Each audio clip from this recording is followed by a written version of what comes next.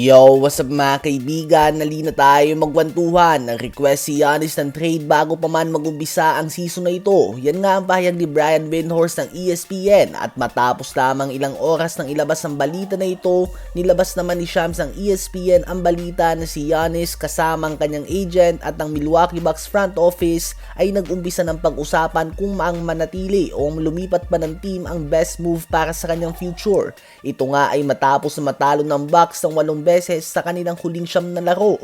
6 games nga na nagpahinga si Giannis at 1 beses lamang nanalo ang Bucks dito. At ngayon ay may overall record lamang sila na 9 wins and 13 losses bago mag-umpisa ang game nila laban sa number 1 seed sa East na Detroit Pistons. So may pinanggagalingan nga ang frustration ni Giannis mga kaibigan. Sa ngayon ay Knicks pa din nga ang team na sinasabi na gustong bagsakan ni Giannis. Subalit nakapila nga ang mga team sa kanya at handang makinig ang front office ng Bucks para sa best offer. Dahil hindi pa nga free agent si Giannis, kaya naman inaasahan na magpapakita ng interes sa mga team na tulad ng Chicago Bulls, New York Knicks, San Antonio Spurs, Detroit Pistons at madami pang iba.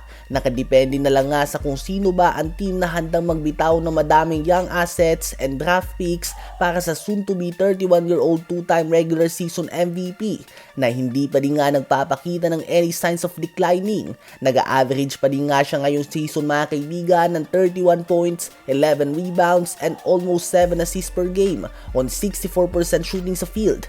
Ano ba sa palagay nyo ang team na dapat na maghabol pa kay Giannis?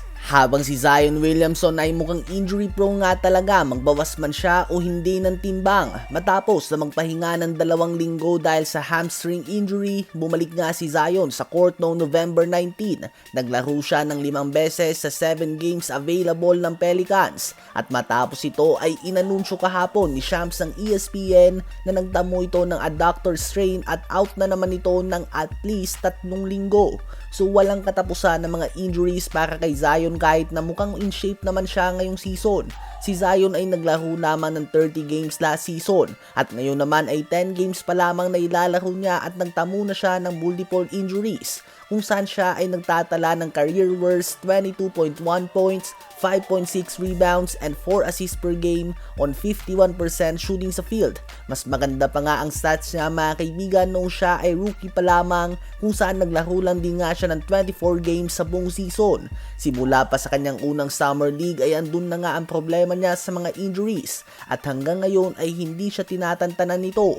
Si Zion ay nasa kanyang 7th NBA season na at hindi pa din siya nakakapaglaro ng kahit isang playoff basketball. At ngayon nga ang Pelicans ay hawak ang worst record sa buong Western Conference na 3 wins and 19 losses. Ano ba ang masasabi nyo sa walang katapusan ng mga injuries ng former number 1 pick Zion Williamson?